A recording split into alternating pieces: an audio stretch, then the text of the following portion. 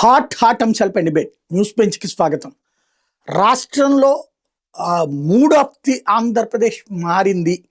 అది వైఎస్ఆర్ కాంగ్రెస్ పార్టీ వైపుకి మొగ్గు చూపింది. ముగ్గురు కలిసి పోటీ చేసినా సరే 83 స్థానాల వరకు వైఎస్ఆర్ కాంగ్రెస్ పార్టీ గెలుస్తుంది. 64 దగ్గరే కూటమి ఉంటుంది. అదే విడివిడిగా పోటీ చేస్తే దాదాపు 120 దాకా వైఎస్ఆర్ కాంగ్రెస్ పార్టీకి వస్తాయి. అప్పుడు 40 దగ్గర తెలుగుదేశం పార్టీ ఉంటుంది. ఇది తాజాగా ఆత్మసాక్షి వాళ్ళ సర్వే. ఈ సర్వే విశ్వసనీయత ఎంత? ఈ సర్వేని నమ్ముతుందా వైఎస్ఆర్ కాంగ్రెస్ పార్టీ? రేపు స్థానిక ఎన్నికల్లో ఈ మేరకు ప్రభావం చూపెడుతుందా? ఒకవేళ చూపకపోతే అప్పుడు తమ రియల్ వాల్యూ ఏంటో తెలుసుకుంటుందా? ఈ అంశానికి సంబంధించి మాట్లాడేందుకు ప్రస్తుతం మనతో పాటు ఉన్నారు వెంకటరెడ్డి, వైఎస్ఆర్ కాంగ్రెస్ పార్టీ అధికార ప్రతినిధి. నమస్తే అండి. నమస్తే సాయి గారు, మీకు అట్లానే జర్నలిస్ట్ సాయి, ది ట్రూత్ ప్రేక్షకులందరూ కూడా నమస్కారాలు. ఈ ప్రధానంగా ఆత్మసాక్షి సర్వేని ఎలా చూడబోతున్నారు? ఒకటి సాయి గారు, ఇప్పుడు ఒక సర్వేని చూసి మేమేదో ఉప్పొంగిపోవటం, లేదంటే రేపొద్దున ఇంకో సర్వే మాకు వ్యతిరేకంగా ఏదన్నా చెప్తే బాధపడటమో, అసలు ఇది అంశమే కాదంట నేను. ఎందుకంటే వాస్తవంగా పబ్లిక్ మూడ్ ఎలా ఉందనేది మన క్లియర్ కట్ గా కొన్ని అంశాల్లో మనకు అర్థమైపోతా ఉంది. ఇప్పుడు ఆత్మసాక్షియో లేదంటే ఇంకోళ్ళు సర్వేలో వైఎస్ఆర్ కాంగ్రెస్ పార్టీకి ఇప్పుడు మీరు అన్నట్టుగా వాళ్ళు ఇచ్చిన దాంట్లో కంపేర్ చేసి చూస్తే మాకు తక్కువ సీట్లే ఇచ్చారని చెప్పుకోవాలి వాస్తవంగా. సో వాళ్ళు విడివిడిగా పోటీ చేస్తే, అంటే వాళ్ళ కూటమి 3 పార్టీలు, టీడీపీ సింగిల్ గా పోటీ చేస్తే 43-40 సీట్లని, జనసేన 2-4 సీట్లని, బీజేపీ 0 అని, లేదా వైఎస్ఆర్ కాంగ్రెస్ పార్టీ సింగిల్ గా 110-112 అని చెప్పారు. వాస్తవంగా అంతకంటే ఎక్కువ పబ్లిక్ మూడు ఉందని నేను చెప్తా. ఎందుకంటా ఉన్నాం, ఈ రోజు మన ఆంధ్రప్రదేశ్ రాష్ట్రంలో గడిచిన 2 సంవత్సరాలుగా అన్ని రకాల పబ్లిక్ ని తీసుకుంటున్నాం. ఈ రోజు మెజారిటీగా ఆంధ్రప్రదేశ్ లో వ్యవసాయ ఆధారిత రాష్ట్రం. 60-70% వ్యవసాయం మీద మనకు డిపెండ్ అయిన రాష్ట్రం. ఈ రోజు ఏ ఒక్క రైతు అన్నా సంతోషంగా ఉన్నాడా? ఏ ఒక్క రైతు పండించినటువంటి పంట కన్నా గిట్టుబాటు ధర ఉందా? అరే జగన్ గారు ఉన్నప్పుడే బాగుంది కదా అనేటువంటి ఫీలింగ్ ప్రతి ఒక్క రైతుల్లో ఉంది. రెండో పాయింట్ తర్వాత మనం ప్రధానంగా చూస్తే నిరుద్యోగులు ఎక్కువగా ఉంటారు రాష్ట్రంలో. ఒక్కరికన్నా ఈ నిరుద్యోగ వృత్తి ఈ 2 సంవత్సరాల్లో వాళ్ళు ఇచ్చారంటే ఎక్కడా లేదు. జగన్మోహన్ రెడ్డి గారి దగ్గరికి అన్ని వర్గాలు వచ్చి మాకు సమస్య ఉందని చెప్పి ప్రతిపక్ష నాయకుడికి చెప్తా ఉన్నారు. ఒరిజినల్ గా మాకు ప్రతిపక్ష హోదా ఏదైతే కూటమి పార్టీలు ఇవ్వలేదు, ఏదైతే అసెంబ్లీలో. కానీ మమ్మల్ని ప్రతిపక్షంగా ఈరోజు ప్రజలు గుర్తించి జగన్మోహన్ రెడ్డి గారి దగ్గరికి తాడేపల్లిలో ఉంటే తాడేపల్లిలోనో, లేదంటే జగన్మోహన్ రెడ్డి గారి దగ్గర పర్యటనకి వెళ్తారు, అక్కడికి వెళ్ళి ఇదిగోండా మాకు సమస్య ఉందని చెప్పి ఎవరికి చెప్తా ఉన్నారు? ప్రతిపక్ష నాయకుడు చెప్తా ఉన్నారు. అంటే ఏంటి? ఈ రోజు అధికార పార్టీకి అధికారంలో ముఖ్యమంత్రి, ఉప ముఖ్యమంత్రి, వాళ్ళ మంత్రివర్గం, వాళ్ళ ఎమ్మెల్యేలు 164 మంది ఉన్నా వాళ్ళ దగ్గర సమస్య పరిష్కారం కావటం లేదు. రేపొద్దున జగన్ గారు వచ్చినప్పుడన్నా కనీసం దీన్ని మాకు పరిష్కరించండి అంటే 3 ఏళ్ల తర్వాత మళ్ళీ మీరే వస్తారు కదా, మీరే పరిష్కరించడని పబ్లిక్ వస్తున్నప్పుడు 3 క్లియర్ గా ఆటోమేటిక్ అర్థమైపోతుంది కదా. ఇప్పుడు మీరన్న సర్వేని బేస్ తీసుకోనో ఇంకో దాన్నో మనం బేస్ గా వెళ్ళొద్దు. నార్మల్ గా మనం వెళ్ళినా కూడా పబ్లిక్ మూడు అర్థమైపోతుంది కదా అంట నేను. సో వాళ్ళ సర్వేలో వాళ్ళు ఏ విధంగా ఇచ్చారు, మాకు 4 సీట్లు ఎక్కువ ఇవ్వచ్చు, తక్కువ ఇవ్వచ్చు, రేపొద్దున ఇంకో సర్వే రావచ్చు, వాళ్ళు మాకు తగ్గించవచ్చు, లేని ఇంకో సర్వే మాకు ఎక్కువ ఇవ్వచ్చు. సో దాన్ని మేము బేస్ గా ఏం పోవట్లేదు. మేము క్లియర్ కట్ గా ప్రజల సమస్యలు ఏంటి, ఒకటి రాజకీయ పార్టీగా మేము ఏం చేయాలి, అధికారంలో ఉంటే ప్రజలకు మేలు చేయాలి, అధికారంలో లేనప్పుడు ప్రజల తరపున మేము ఏదైతే ఫైట్ చేసి ప్రభుత్వం మీద ఒత్తిడి తీసుకొని రావాలి. ఆ విషయంలో జగన్మోహన్ రెడ్డి గారు సక్సెస్ అయ్యారనేది ఈ ప్రభుత్వమే చెప్పకనే చెప్పింది అనేక సందర్భాల్లో. ఇందులో సంవత్సరం క్రితం జగన్మోహన్ రెడ్డి గారు గుంటూరు మిర్చి యార్డు పర్యటనకి వెళ్ళి మిర్చి రైతులకు వెళ్ళినప్పుడు అప్పుడు చంద్రబాబు నాయుడు గారు మేల్కొని లేఖ రాశాడు. దాని తర్వాత పొగాకు రైతుల దగ్గరికి పొదిలి పొగాకు బోర్డు దగ్గరికి వెళ్ళినప్పుడు అప్పుడు రియాక్ట్ అయ్యారు తను వెళ్ళినాక. తర్వాత బంగారుపాలెం, చిత్తూరు. సో ఇలా అనేక సమస్యల మీద జగన్ గారు మాట్లాడిన తర్వాతే ప్రభుత్వంలో కనీసం కొద్దో గొప్ప ఒక 1% 2% అన్న చలనం వచ్చిందనేది క్లియర్ గా అర్థం అవుతుంది కదా. సో అక్కడ మనకి క్లియర్ గా సర్వే చెప్పవసరం లేదు సార్, ఈ 3 మనకు అర్థమైపోద్ది. లేదు జగన్మోహన్ రెడ్డి గారికి నిజంగా 11 సీట్లే వచ్చినా, జగన్మోహన్ రెడ్డి గారు మళ్ళీ రాని అని చెప్పి 15 సంవత్సరాల పాటు మేమే అని చెప్పి రోజు వాళ్ళు ఓకదంపుడు ఉపన్యాసాలు ఇస్తా ఉన్నా, జగన్మోహన్ రెడ్డి గారి పర్యటనలకి జనం వస్తే కేసులు పెడతామని బెదిరించి కేసులు పెట్టినా, మీరు జగన్ గారి పర్యటనలో కేసులు కానటువంటి పర్యటన ఏమని చెప్పండి. అన్ని చోట్ల ఆయన కర్నూలు వెళ్తే కర్నూలులో కేసు పెడతారు, శ్రీకాకుళంలో కేసులు పెడతారు, అక్కడ నాయకుల మీద, గుంటూరు వెళ్తే, సత్తెనపల్లి వెళ్తే, ఎక్కడికి వెళ్తే ఆడ కేసులు పెట్టినా ఎవరన్నా వచ్చే పబ్లిక్ ఆగుతుందా? పబ్లిక్ ని ఆంక్షలు పెట్టి ఆపినా ఆగట్లేదనంటే దానికి అర్థం ఏంటి? మళ్ళీ 2029లో జగన్ గారే మాకు ముఖ్యమంత్రిగా కావాలి అని చెప్పి ప్రజలు అంటున్నట్టుగా దానికి అర్థం కదా. అదే వాళ్ళు సర్వేలో చెప్పారు. క్లియర్ కట్ గా అర్థం అవుతాం దాంట్లో డిఫరెన్స్. అంటే వాళ్ళు ఎన్ని శాంపిల్స్ తీసుకున్నారు, ఎలా, దాని మీద మనకు విశ్వసనీయత ఉందా లేదా అనేది మనం సెకండరీగా మనం ఆలోచిస్తే, ఏ సర్వే సంస్థ కన్నా మీకు తెలుసు పెద్ద మ్యాన్ పవర్ కావాలి. సరే వాళ్ళు ఎంత చేశారు ఏంటి అనే దాన్ని నేను డెప్త్ లోకి వెళ్ళదలుచుకోలేదు, కానీ ఎందుకు దాంట్లో నేను ఎందుకు డెప్త్కి వెళ్ళదలుచుకోవాలంటే నాకు పూర్తిగా దాని మీద తెలియదు. ఎందుకంటే ఇప్పుడు వాళ్ళు నిజంగా చేశారా, చేస్తే ఎన్ని శాంపిల్ తీసుకున్నారు, ఎప్పుడు నేను తీసుకున్నారు. ఇప్పుడు సర్వే అన్నప్పుడు కొంత అటు ఇటుగా ఇస్తారు. కొన్ని ఏంటంటే ఫీడ్బ్యాక్ తీసుకొని ఇచ్చేయండి ఉంటాయి, కొన్ని ఏమో డైరెక్ట్ గా ఫీల్డ్ లెవెల్లోకి తీసుకొని కొన్ని శాంపిల్స్ బట్టి ఇచ్చే ఉంటాయి. దాంట్లో క్లియర్ కట్ గా ఏంటి, వాళ్ళు అధికారంలో కూటమి తరపున వెళ్తే వాళ్ళకి కొన్ని సీట్లు ఎక్కువ వస్తాయి. కూటమిగా కాకుండా విడిగా వెళ్తే వాళ్ళకి ఎట్టి పరిస్థితుల్లో కూడా దారుణమైనటువంటి ఓటమి ఉంటది. ఒకవేళ కలిసి వెళ్ళినా కూడా ఓటమి ఉంటది అనేది సర్వే స్పష్టంగా చెప్పింది. సో రేపు సర్వేని చూసి మేము అని కనుక మేము పబ్లిక్ మూడ్, ఎందుకంటే మేము కూడా పబ్లిక్ లోకి వెళ్తా ఉంటాం, రకరకాల వాళ్ళు చెప్తా ఉంటారు. ఇవన్నీ మనం బేస్ తీసుకున్నప్పుడు ఖచ్చితంగా వాళ్ళు ఇచ్చింది ప్రజల మూడ్ ని రిఫ్లెక్ట్ చేసే విధంగా ఉంది అనేది మాత్రం ఖచ్చితంగా చెప్పొచ్చు. వాస్తవంగా అంతకంటే ఎక్కువ వస్తుంది మాకు వాళ్ళు చెప్పిన సర్వే కంటే ఎక్కువ రేపొద్దున ప్రభావితం లేదు. ఎందుకంటే ఇప్పుడు ఎన్నికలు జరగవు, 2 ఏళ్లే, ఇంకా ఇంకా 2.5 ఏళ్ల తర్వాత జరిగేటటువంటి ఎన్నికలు. వాస్తవంగా ఒక ప్రభుత్వం మీద వ్యతిరేకత అనేది స్టార్ట్ అయితే దాన్ని పెరిగిద్ది తప్ప ఏదైతే తగ్గదు. సో ఈ ప్రభుత్వం మీద మనం చూస్తా ఉన్నాం 2 సంవత్సరాలుగా వ్యతిరేకత పెరుగుతా ఉంది, ఎక్కడ తగ్గుతున్నటువంటిది లేదు. నేను చెప్పడమే కాదు సాయి గారు, ఒక్క నిమిషం, మీరే చాలా వీడియోలో చెప్పుంటారు. చంద్రబాబు నాయుడు గారు మన పొద్దున్నే పేపర్ చూడగానే సీరియస్ అని వచ్చేవి. కలెక్టర్ల మీద సీరియస్, అధికారుల మీద సీరియస్, ఎమ్మెల్యేల మీద సీరియస్, మీ పనితీరు బాగోలేదు నేను మారుస్తాను, సో మీరు ఇలా ఉంటే కాదు అలా ఉంటే కాదంటే ఏం దానికి అర్థం? వాళ్ళ ప్రభుత్వం సరిగ్గా పని చేయట్లేదు అనేది ఆయన చెప్పినట్టే కదా. రెండోది ఏంటి, వాళ్ళ పత్రికలు ఒక్కొక్క రోజు రాస్తా ఉంటాయి ఏదైతే అక్కడ ఇసుక దోపిడీ జరిగిందని, ఇక్కడ మట్టి దోపిడీ జరిగిందని, అక్కడ అక్రమ మద్యం అమ్ముతున్నారని. సో ఇలా ఎమ్మెల్యేలు పనితీరు బాగాలేదని చెప్పి ఆ కాన్స్టిట్యున్సీ లో ఎమ్మెల్యే చికెన్ దుకాణాల దగ్గర కూడా డబ్బులు తీసుకుంటున్నారని, సో ఇలా రకరకాలు వచ్చినాయి. అంతేందుకు వాళ్ళ ఎమ్మెల్యేనే కొలిపూడి శ్రీనివాసరావు గారు, వాళ్ళ ఎంపీ మనుషులు గంజాయి అమ్మిస్తున్నారని. సో వాళ్ళ మొన్న అనంతపురం ఎమ్మెల్యే దగ్గుపాటి అతని మీద ఎవరైతే ఎక్స్ ఎమ్మెల్యే ప్రభాకర్ చౌదరి 200 కోట్లు రెండు సంవత్సరాల్లో 200 కోట్ల అవినీతికి పాల్పడ్డాడని, అంతకుముందు జగ్గంపేట సంబంధించినటువంటి జ్యోతుల్ నెహ్రూ గారు ఇదే విధంగా దాదాపుగా 200 కోట్లు సంపాదించారని, ఇలా వాళ్ళ పార్టీ వాళ్ళే బయటకు వచ్చి చెప్తున్నప్పుడు ఏ విధంగా ఓట్లు వేస్తారు వాళ్ళకి ప్రజలు? రెండోది సూపర్ 6 హామీలను వాళ్ళు నెరవేర్చలా. ఇప్పుడు ఏ ప్రభుత్వం ఏ పార్టీకైనా మేజర్ మేనిఫెస్టోని చూసి అధికారంలోకి ఇస్తారు. సో ఆ మేనిఫెస్టో దాంట్లో వీళ్ళు మాకంటే డబల్ త్రిబుల్ ఇస్తామని చెప్పి అధికారంలోకి వచ్చారు. ఈ రోజు ఎక్కడ కనపట్టల్లా. కనపడినప్పుడు పబ్లిక్ ఏంటి, ఇప్పుడు మనకు నెల ఒక 10,000 20,000 అకౌంట్ లోకి వచ్చి పడతా ఉన్నప్పుడు, సారీ సంవత్సరం 10,000 20,000 30,000 అకౌంట్ లో వచ్చి పడుతున్నప్పుడు, అది లేనప్పుడు ఏమైంది, ఆ చైన్ సిస్టమ్ అనేది బ్రేక్ అవుతుంది. వీళ్ళు జగన్ గారు ఉన్నప్పుడు ఒక సంక్షేమ క్యాలెండర్ పెట్టారు. సో ప్రజలకు 2 ఏళ్ళు కోవిడ్ ఉన్నా, సో ఈ సంవత్సరంలో ఈ నెలలో ఈ పథకం మనకు వచ్చింది అనేది క్లియర్. ఆ నెలలో 1వ తారీఖు రాకపోయినా 10వ తారీఖున పథకం వచ్చేది. సో ఆ పథకానికి సంబంధించిన డబ్బులు అకౌంట్ లో పెట్టి ఈ రోజు ఉందా అంటే ఆ సిస్టమ్ లేదు. ఆసరా పోయింది, చేయూత పోయింది, కాపు నేస్తం పోయింది. సో ఇరుగురికి లా నేస్తం ఇప్పటి వరకు ఇచ్చినటువంటి దాఖలాలు లేవు. 2 ఏళ్ల తర్వాత మన చేనేత నేస్తం 2 సంవత్సరాలు ఎగ్గొట్టి 3వ సంవత్సరం ఉన్న అకౌంట్లు అది కూడా కొంతమందికి తగ్గించేశారు. ఇలాంటివన్నీ మనం చూసినప్పుడు ఏంటి, ప్రజల జీవన శైలిలో ఇబ్బంది ఏర్పడింది. ఒక చైన్ సిస్టమ్ కి అలవాటు పడి ప్రజల జీవన శైలిలో ఏదైతే మనకి ప్రాబ్లం లేదు అనే దగ్గర నుంచి ప్రాబ్లమ్స్ క్రియేట్ అయినాయి అనేది ఈరోజు ప్రతి ఒక్కరు చెప్తా ఉన్నారు. అందుకనే కదా ఈరోజు ఖచ్చితంగా జగన్మోహన్ రెడ్డి గారు వెళ్తుంటే ఈ ప్రజలు ఎంత పెద్ద ఎత్తున వస్తుంది. అదే సర్వే బేస్ లో కూడా కనపడింది అనేది మేము అనుకుంటున్నటువంటిది సాయి గారు. రైట్. అయితే ఇక్కడ ఒక పాయింట్ ఏంటంటే మెయిన్ ఎలక్షన్స్ 2.5 ఏళ్ళు ఉండొచ్చు, కానీ రేపే స్థానిక ఎన్నికలు ఇంకో 2-3 నెలల్లో ఉన్నాయి. అక్కడ రిఫ్లెక్ట్ అవుతుందని మీరు నమ్ముతున్నారా? సార్ స్థానిక సంస్థల ఎన్నికల్లో నార్మల్ గా మనం చూస్తే ఎప్పుడైనా కూడా కొంత అధికార పార్టీకి హెచ్చు ఉంటుంది. ఎప్పుడైనా స్థానిక సంస్థలు రీజన్ ఏంటంటే, స్థానిక సంస్థలు వచ్చినప్పుడు ఏంటంటే అధికార పార్టీ వైపు కొంత హెచ్చు ఉండడానికి కారణం ఏంటంటే వాళ్ళ అధికార యంత్రాంగాన్ని అంతా మొబిలైజ్ చేయటము, కొంత అధికార దుర్వినియోగం చేయటము, లేదంటే కొంత మ్యానిపులేట్ చేయటము, కొంత బెదిరింపులు, ఈ సెక్షన్ ఆఫ్ ఎలక్షన్ కొంత జరిగింది.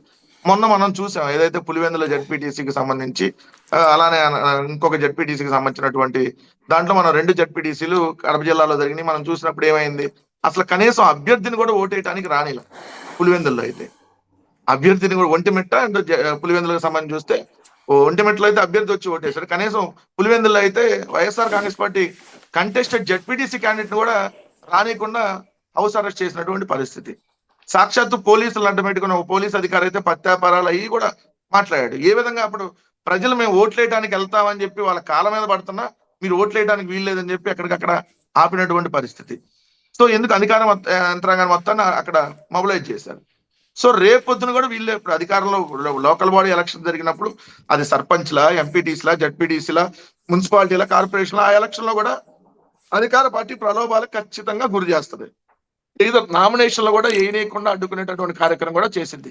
అయినా కూడా మా సాయి శక్తిలో మేము పోరాడి ఎన్ని గెలవగలిగితే అన్ని ఖచ్చితంగా గెలుస్తాం. అదే రోజు జగన్మోహన్ రెడ్డి గారి మీటింగ్ లో కూడా చెప్పింది, వాళ్ళు ఎన్ని ప్రలోభాలకు గురి చేసినా మనం ఫైట్ చేయాలి, ఇది ఒక పెద్ద యుద్ధం, రేపొద్దున వచ్చేటటువంటి పెద్ద యుద్ధంలో ఇది మనం దీంట్లో ఉన్నది ఇది ట్రయల్ అన్నాను అనమాట. సో ఈ యుద్ధాల్లో ఖచ్చితంగా మేము ఎంతో కొంత మేము ఖచ్చితంగా ఘన విజయం సాధిస్తాం. అది 35% సీట్ల, 40% సీట్ల ఎంతో కొంత అయితే మేము ఖచ్చితంగా ఘన విజయం సాధిస్తాం. బట్ పబ్లిక్ కూడా ఈ రోజు తిరగబడడానికి సిద్ధం అవుతా ఉంది. ఎందుకంటే మీరు అబ్జర్వ్ చేయండి, ఈ గడిచిన 1 year కి ఇప్పటికి కంపేర్ చేస్తే పబ్లిక్ లో కూడా ఓపెన్ గా వచ్చి చెప్తా ఉన్నారు ఏదైనా అన్యాయాలు జరిగినప్పుడు. కొంత అంతకుముందుతో కంపేర్ చేసినప్పుడు చిన్న ఎగ్జాంపుల్ సార్, వాళ్ళు పోలీసులు అని తెలిసిన ఎవరు మన అద్దంకి నియోజకవర్గం బల్లికొరవలో మొన్న ఒక 2 ఎస్ఐలు ఏదైతే గంజాయితో దొరికారో ముందు వాళ్ళు పోలీసులు అని తెలియదు అక్కడ స్థానికులకి. దాని తర్వాత సిఐ వచ్చాడు అక్కడికి. సిఐ వచ్చినాక సిఐ డ్రెస్ లోనే వచ్చాడు. సిఐ అని తెలుసు అందరికి, సిఐ పోలీస్ డ్రెస్ లోనే వచ్చాడు. ఎట్టి పరిస్థితుల్లో ఈ కారు డోరు వెనక డిక్కి ఓపెన్ చేయడానికి వీల్లేదంటే సామాన్యులు జనము తిరగబడ్డారు సిఐ మీద. ఎందుకు ఓపెన్ చేయకూడదు, అసలు ఈ కారులో ఏముందో మేము చూడాలని చెప్పి. సో అలాంటి పరిస్థితి వచ్చింది. ఎందుకు ఒక పోలీసులు 2 మధ్యం దాగి వాళ్ళు ఆటోను గుద్దితే తర్వాత సిఐ వచ్చి అసలు ఈ డిక్కీ ఓపెన్ చేయడానికి వీల్లేదంటే మరి ప్రజలు తిరగబడ్డే కదా. సిఐ తప్పనిసరి పరిస్థితిలో వాళ్ళని బూతులు తిట్టాడు. సిఐ వాళ్ళ మీద కేసులు పెడతామన్నాడు, అయినా కూడా ఎదురొడ్డి పోరాడారు. సో మొన్న గుంటూరులో ఒక మహిళను వ్యవస్థను చేసినటువంటి సందర్భంలో ఎమ్మెల్యేనే సెటిల్మెంట్ కి ఎమ్మెల్యే ఆఫీస్కి కూడా వెళ్లాల్సినటువంటి పరిస్థితిలో తర్వాత వాళ్ళు ఒప్పుకోలే. సో తర్వాత సీసీపీ బయటకు ఇలాంటి జరుగుతున్నాయి. ఎందుకంటే అంతకుముందుకి ఇప్పుడు 2 సంవత్సరాలకి మనం కంపేర్ చేసి చూసినప్పుడు కొంత పబ్లిక్ కూడా ఎస్ మనం పోరాడాలి, లేకపోతే మన సమస్య అనేది రాదు, సో ఎవరితో అనే పరిస్థితి వచ్చినప్పుడు రేపు లోకల్ బాడీలో కూడా ఖచ్చితంగా కొంత తెగుని చూపిస్తారు స్థానికులు కూడా. వీళ్ళు ఎంత రకాల దౌర్జన్యాలు చేసినా తెగువ చూపిస్తారు. చూపించినప్పుడు కొంత పబ్లిక్ మూడు కూడా ఏదైతే స్పష్టంగా అర్థం అవుతుంది. నేననేది ఏంది, కూటమి పార్టీలు నిజంగా ఈ 2 సంవత్సరాల్లో మీ పరిపాలన చూసి స్థానిక సంస్థల ఎన్నికల్లో ఓటు అడిగినప్పుడు దౌర్జన్యాలు చేయమాకండి. స్పేర్ గా చెప్పడం మా మీద అంతకుముందు వాళ్ళు ఆరోపణలు చేస్తారు, మేము దౌర్జన్యాలు ఇవన్నీ జరిగినాయి పని. మీరు ఎక్కడ ఒక్క చిన్న ఇది కూడా జరగకుండా మేము 50,000 నామినేషన్లు ఏమి ఇచ్చాం. అప్పుడు 50,000 నామినేషన్లు జరిగినాయి. నేను మీతో పాటు అనేక డిబేట్ లో పార్టిసిపేట్ చేశాను. జెడ్పీటీసీ, ఎంపీటీసీ ఎలక్షన్లో రెండింటికే 50,000 నామినేషన్లు అన్ని పార్టీలకు సంబంధించి వచ్చినాయి. సో ఈ రేపొద్దున మరి అంత పెద్ద ఎత్తున నామినేషన్లు వేసే విధంగా మీరు కూడా సహకరించాలి. సో సహకరిస్తే ఎవరి పరిపాలన ఏంటి, నిజంగా మీ మీద వ్యతిరేకత ఉందో లేదో ఇప్పుడు చెక్ చేసుకునేటటువంటి అవకాశం కదా కూటమి ప్రభుత్వానికి కూడా. అది చెప్తాను. ఒకటైతే ఖచ్చితంగా సార్, ఎక్కడా కూడా ఏకగ్రీవాలు అవటానికి వీల్లేదని చెప్పి జగన్మోహన్ రెడ్డి గారు క్లియర్ గా మా పార్టీ అధినాయకుడు ఇండికేషన్స్ ఇచ్చారు. నియోజకవర్గ సమన్వయకర్తల మీద పెద్ద బాధ్యతని పెట్టారు. ఎందుకంటే మీరు ఏకగ్రీవాలు కానీ వీటిగా అయ్యే కాకుండా ఎక్కడికక్కడ మనం ఫైట్ చేయాలి, పోరాడాలి, మనం అనేవాళ్ళం ఖచ్చితంగా మెజారిటీ సీట్లు సాధించాలి అనే దాని మీద ఇచ్చారు. సో దాని ప్రకారం మేము వెళ్తాం. ఎందుకంటే మేము మాకు సింగిల్ గానే 40% ఓటింగ్ వచ్చింది. ఏది వాళ్ళు ఎన్ని రకాల మ్యానిపులేషన్ చేసినా, ముగ్గురు కలిసినా మాకు 40% ఓట్లు వచ్చినాయి. ఏది 2024లో. అంతకంటే పెద్ద డిజాస్టర్ ఉండదు కదా. సో రేపొద్దున అదే 40%కి ఇప్పుడు మనకు ఒక 5% ఆల్రెడీ ఎడిషనల్ గా యాడ్ అయి ఉంటుంది 2 సంవత్సరాల్లో. సో రేపొద్దున స్థానికల్లో ఉన్నటువంటి పరిస్థితులు, క్యాండిడేట్స్, వీటన్నిటిని బట్టి ఖచ్చితంగా మేము వెళ్తాం. స్థానిక సంస్థల ఎన్నికల్లో వైఎస్ఆర్ కాంగ్రెస్ పార్టీ సత్తా ఏంటో మరోసారి మేము నిరూపిస్తామని మాత్రం క్లియర్ గా చెప్తా ఉన్నాం. ఈ 2 రోజులు వరుసపెట్టి సమీక్షా సమావేశాలు నిర్వహిస్తున్నారు అంటే ఇది పాతకాలపు, అంటే ఒకప్పుడు కాంగ్రెస్ పార్టీ తెలుగుదేశం ఉన్నప్పుడు ఇట్లా సమీక్షలు, రోజు మీటింగులు ఇవి జరుగుతూ ఉండే. ఈ మధ్య కాలంలో మీరు అబ్జర్వ్ చేస్తే తెలుగుదేశం పార్టీ ఈ ట్రిప్ పెద్ద సమీక్ష సమావేశాలు ఏం చేయట్లేదు. ఆ బాబు గారి సమీక్షలు అధికారులతో జరుగుతున్నాయి కానీ పార్టీ పరంగా చేయట్లేదు. అటు జనసేన అయినా ఏదో అప్పుడప్పుడు అసెంబ్లీ అప్పుడు పెట్టుకునే శాసనసభ పక్ష సమావేశాలు కానీ వైఎస్ఆర్ కాంగ్రెస్ పార్టీ ఆ పాత కాలపు సంప్రదాయం పాటిస్తుంది. వీళ్ళేమో మీరు చెప్పినట్టే ఆ జెడ్పీటీసీలు గెలవడం ఇట్లాంటివన్నీ జరుగుతున్నాయి. ఇప్పుడు మీ సమీక్షల యొక్క ఉద్దేశం ఏంటి? ఏదైనా సాధించగలమని నమ్ముతున్నారా? లేదా పాతకాలపు పోకడల్లోనే ఉన్నాం, మారాలని ఏమన్నా అనుకుంటున్నారా? సార్ పాతకాలం పోవడం కాదు సార్. రేపు స్థానిక సంస్థల ఎన్నికల్ని నిర్వహించాలి. ఇప్పటికే లేట్ అయిపోయింది. దాదాపుగా ఏప్రిల్‌కే నిర్వహించాల్సింది. ఇప్పటికే లేట్ అయినటువంటి పరిస్థితి. సో, లేట్ అయినటువంటి పరిస్థితుల్లో పంచాయతీలో ఓ పక్కన ఎలాంటి సమస్యలు ఎదుర్కొంటున్నాయో చూస్తాం. కనీసం బ్లీచింగ్ పౌడర్ కావాలన్నా కూడా ఏదైతే డబ్బులు లేనటువంటి పరిస్థితి. ఎందుకంటే అంతకుముందు రాజకీయ పార్టీ నాయకులు, అది ఏ పార్టీ అయినా, సర్పంచ్ చేతుల్లో ఉన్నప్పుడు ఏం చేస్తారంటే, మనం ముందు డబ్బులు ఖర్చు పెట్టి తర్వాత బిల్లులు పెట్టుకుంటారు. ఇప్పుడు అధికారులు ఎట్లా పెట్టరు కదా! సో, ఈరోజు పంచాయతీల పరిస్థితి చాలా దారుణంగా ఉంది. సో, అలానే ఈ స్థానిక సంస్థల ఎన్నికలకి జరగాలి కాబట్టి, దానికి ఈ ప్రభుత్వం నిర్వహిస్తానంటుంది కాబట్టి, ఇవాళ కాతే వచ్చే నెల, ఆపై వచ్చే నెల ఖచ్చితంగా అయితే ఈ మంత్ ఈ ఇయర్ 2026లోనే నిర్వహించాలి. ఇంక దాని తర్వాత అయితే వాళ్ళు నిర్వహించరు మాక్సిమం. సో, అలాంటప్పుడు మనం ఏ విధంగా వ్యూహరచన చేయాలనే దాని మీద ఈరోజు జగన్మోహన్ రెడ్డి గారి మీటింగ్. సో, అంతకుముందు కూడా చాలా సమావేశాలు నియోజకవర్గంలో మనం ఏం చేయాలి? దేని మీద మనం ఇప్పుడు అంతకుముందు కమిటీలేసే ముందు గూడా. సో, మన కమిటీలను ఎలా తీసుకోవాలి? ఏ బేస్‌లోనే కూడా అంతకుముందు కూడా మీటింగ్ పెట్టి 175 నియోజకవర్గాలకు సంబంధించినటువంటి సమన్వయకర్తలందరిని పిలిచి పెట్టారు. ఈరోజు కూడా అదే బేస్‌లో స్థానిక సంస్థల ఎన్నికల్లో ప్రతి నియోజకవర్గంలో మనం అమలు పరచాల్సినటువంటి వ్యూహాలేంటి అనే దాని మీద ఈరోజు సమీక్ష చేశారు. అందరితో కలిపి జగన్మోహన్ రెడ్డి గారు సందేశం ఇచ్చారు. ఎవరైనా ఫీడ్‌బ్యాక్ ఇచ్చింటే దాన్ని కూడా వేరే విధంగా మళ్ళీ దాన్ని తర్వాత ఇంప్లిమెంట్ చేసే విధంగా తీసుకుంటారు. ఇది రొటీన్‌గా జరిగేటటువంటిదే. సో, దీంట్లో వాళ్ళు చేశారా లేదా? వాళ్ళు ఏ విధంగా వెళ్తారనేది వాళ్ళ పార్టీకి సంబంధించింది. కానీ మా పార్టీ అయితే క్లియర్‌గా ఉన్నాం. క్లారిటీగా జగన్మోహన్ రెడ్డి గారు ప్రతి అంశంలో మేము ఓడిపోయిన తర్వాత మీరు ఈ 2 సంవత్సరాల్లో చూస్తే మేము చేసినటువంటి కార్యక్రమాలు ఎవరు చేసుండరు. ఏ రాజకీయ పార్టీ, ఏ రాష్ట్రంలో కూడా. ఏదైతే విద్యుత్ ఛార్జీలు పెరిగినప్పుడు కావచ్చు, ఫీజు రియంబర్స్‌మెంట్ బకాయిలు రానప్పుడు కావచ్చు, లేదంటే మెడికల్ కాలేజీలు ప్రైవేటీకరణ చేస్తున్నప్పుడు కోటి సంతకాలతో ఉద్యమం కావచ్చు. ఇది ఇప్పుడు జరుగుతున్నటువంటి కార్యక్రమాల మీద ప్రతిరోజు ఎక్కడికక్కడ నియోజకవర్గాల్లోనూ ధర్నాలు, మన డీఎస్సీకి సంబంధించి కావచ్చు, నియోజకవర్గాలు, జిల్లా కేంద్రాలు. సో, ఇలా ప్రతి యాక్టివిటీ అంటే అసలు ఎక్కడా కూడా ప్రజలకు సంబంధించినటువంటి సమస్యల మీద ప్రతిసారి ప్రతిసారి ప్రతి సందర్భంలో రియాక్ట్ అవుతుంది ఒక వైఎస్ఆర్ కాంగ్రెస్ పార్టీ ఉంది. సో, మా మీద కేసులు పెట్టినా ఎక్కడ వెనకడుగు వేయట్లేదు. సో, ఇది జరుగుతా ఉంది. సో, అది మా పార్టీకి సంబంధించి జగన్మోహన్ రెడ్డి గారు ఏంటంటే ఖచ్చితంగా మనం పొలిటికల్ పార్టీగా ప్రజాక్షేత్రంలో మనం 24/7 ప్రజలకు అందుబాటులో ఉండాలి. వాళ్ళ సమస్యలు మనం అడ్రస్ చేయాలి. సరే, ఈ ప్రభుత్వం దాని మీద ఎంతవరకు రియాక్ట్ అవుతుందా అనే దానికంటే మనం ఖచ్చితంగా ప్రజలకి ఇవన్నీ చేరువుగా తీసుకెళ్ళాలి. ఎందుకంటే మేము ఎన్ని చేయబట్టే కదా కనీసం కొంతమంది ఆక్వా రైతులది ఉంది.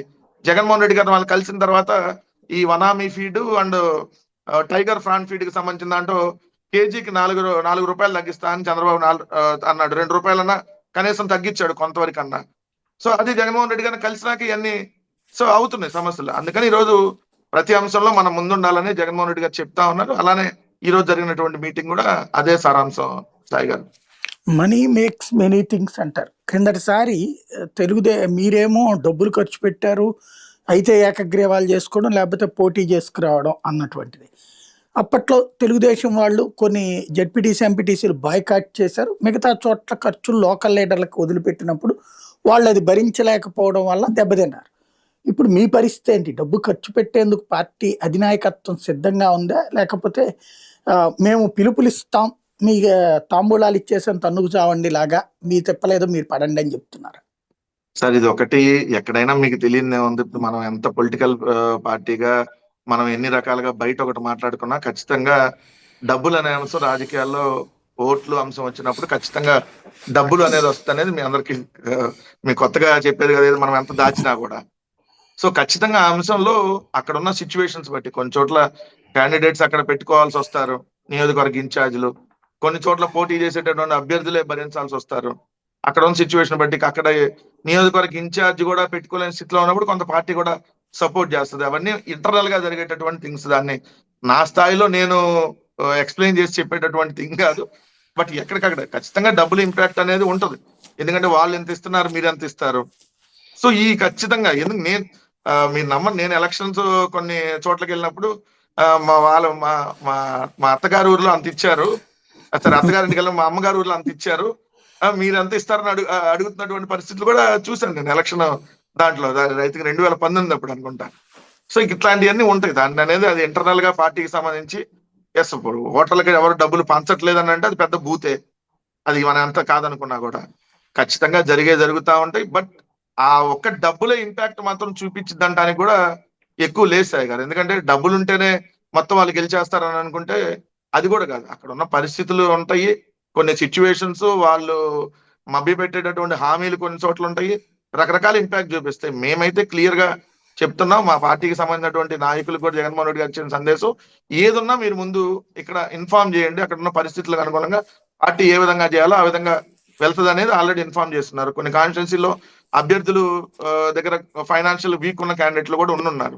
సో మన ఎలక్షన్ లో దెబ్బతినొచ్చు, లేదంటే మన ఎలక్షన్ లో కొత్తగా పోటీ చేసి వాళ్ళకి డబ్బులు లేనటువంటి పరిస్థితుల్లో, సో అట్లాంటి పార్టీ కొంత ఖచ్చితంగా చూస్తుంది. సరే ఎంత నామినల్ గా ఎంత ఉంటాయి ఏంటి అనేది చూసుకొని చేస్తుంది. అదన్నీ ఇంటర్నల్ కాబట్టి మనం బయట బాహాటంగా చెప్పలేము. ఫైనల్గా ఒకటి చెప్పండి, లాస్ట్ ట్రిప్ జరిగినటువంటి ఎన్నికల్లో అసెంబ్లీ ఎన్నికల కంటే కూడా స్థానిక ఎన్నికలకి తెలుగుదేశం పార్టీ ఓట్లు తగ్గినాయి. మీ పరిస్థితి అలా తగ్గబోతున్నాయి అనుకుంటున్నారా, పెరుగుతాయి అని నమ్ముతున్నారా పర్సంటేజ్ ఆఫ్ ఓటింగ్?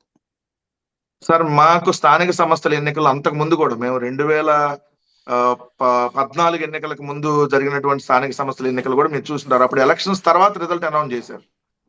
ఎలక్షన్స్ తర్వాత రిజల్ట్ ఎలక్షన్ అయిపోయినాక రిజల్ట్ అనౌన్స్ చేశారు, ముందు చేయలేదు. సో ఆ ఎలక్షన్స్ లో కూడా మేము మెరుగైనటువంటి విజయాలను సాధించాం. అది మున్సిపాలిటీ కావచ్చు, లేదంటే మీరు అన్నట్టుగా ఎంపీటీసీ జెడ్పీటీసీలు కావచ్చు. ఈసారి కూడా మీరు అన్నట్టుగా మేము అధికారంలో ఉన్నప్పుడు సాధించినంత రాకపోయినా ఖచ్చితంగా కూడా మెజారిటీ ఫలితాలను వైఎస్ఆర్ కాంగ్రెస్ పార్టీ సాధించింది. ఎందుకంటే ఈ రోజు ప్రజల్లో పూర్తి వ్యతిరేకత ఉంది. వీళ్ళకి అనవసరంగా అధికారం ఇచ్చామనేటటువంటి భావన, ఈ కూటమి ప్రభుత్వానికి అనవసరంగా ఇచ్చామనేటువంటి భావన ప్రతి ఒక్క ప్రజల్లో కలిగింది.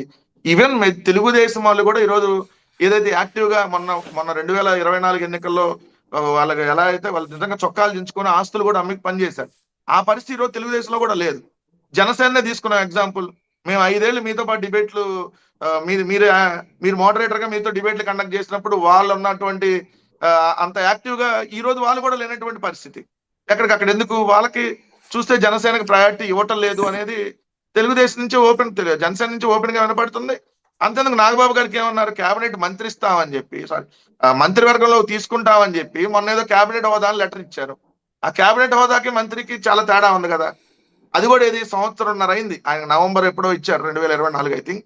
సో సంవత్సరంన్నర తర్వాత అది కూడా ఇచ్చినటువంటి పరిస్థితి. రెండు ఎక్కడికక్కడ వాళ్ళ ఎమ్మెల్యేలే వచ్చి బయటకు చెప్తా ఉన్నారు, మేము ఎమ్మెల్యేలుగా ఎక్కడ ఉన్నా తెలుగుదేశం ఇన్ఛార్జీలు ఇక్కడ హవా నడుస్తుంది అని. తెలుగుదేశం జనసేన మధ్య మనం చూస్తా ఉన్నాం ఏదైతే నడుస్తున్నటువంటి విభేదాలు కావచ్చు. రెండు, ఈ మూడు పార్టీలు పైకైతే కలిసి ఉన్నామని కనపడుతున్నాయి గంభీరంగా, ఏదైతే పవన్ కళ్యాణ్ చంద్రబాబు నాయుడు లెవెల్లో, కానీ కింద లెవెల్లో జనసేన కార్యకర్తలు విపరీతమైనటువంటి ఇబ్బందులు పడుతున్నారనేది కూడా మనం అనేక వీడియోలు చూస్తాం. ఎందుకు శ్రీకాళహస్తిలో కోట వినోద్ ఎగ్జాంపుల్, అతను ప్రైవేట్ వీడియోలు తీయించాడని చెప్పి ఆమె వచ్చి చెప్పింది. ఏమైంది ఈరోజు పరిస్థితి? ఎక్కడ వాళ్ళ నాయకుడు మాట్లాడిన పరిస్థితి లేదు. సో వాళ్ళలోనే పూర్తి స్థాయి వివాదాలు ఉన్నాయి. తెలుగుదేశం వాళ్ళు ఈ రోజు ఎండగడుతున్నారు. సో అతను ఒక్కడే దోచుకుంటున్నాడు, మాకు ఇవ్వట్లేదని ఒక ఆయన. సో ఇంకో తెలుగుదేశం వాళ్ళే దోచుకుంటున్నారు, జనసేనలకు అవకాశం ఇవ్వట్లేదని జనసేన వాళ్ళు. సో ఇలాంటి పరిస్థితుల్లో రేపు పొద్దున చూద్దాం ఎలక్షన్స్ ఎలా ఉంటాయి అనేది ఇంట్రెస్ట్ గానే మేము కూడా అబ్జర్వ్ చేస్తా ఉన్నాం. మేమైతే మెజారిటీ స్థానాలు ఖచ్చితంగా వైఎస్ఆర్ కాంగ్రెస్ పార్టీ సింగిల్ గానే కైవసం చేసుకుంటది అనేది మాత్రం వాస్తవం. థ్యాంక్ యూ వెరీ మచ్ అండి. ఇది పరిస్థితి. గతంలో జరిగింది 2019 అసెంబ్లీ ఎలక్షన్స్ కంటే కూడా ఆ తర్వాత జరిగిన స్థానిక ఎన్నికల్లో అప్పటి ప్రతిపక్ష పార్టీ అయినటువంటి తెలుగుదేశం పార్టీ జనసేన బీజేపీ విడిగా పోటీ చేసింది, కానీ జనసేనతో కలిసి కొన్ని చోట్ల పోటీ చేసిన పర్సంటేజ్ ఆఫ్ ఓటింగ్ తగ్గింది. అప్పుడు అదే ఏది ప్రతిపక్షంగా 40% ఓట్లు వస్తే స్థానిక ఎన్నికల్లో తగ్గింది. కానీ ఈ దఫా వైఎస్ఆర్ కాంగ్రెస్ పార్టీ ఎక్కువ సాధించగలమంటుంది, కానీ వైసీపీ బలం మరింత బలహీనపడిపోయింది. కాబట్టి దాని పరిస్థితి దారుణంగా కాబోతోంది అన్నటువంటి అధికార పక్షం చెప్తోంది. ఏం జరుగుతుందో చూద్దాం.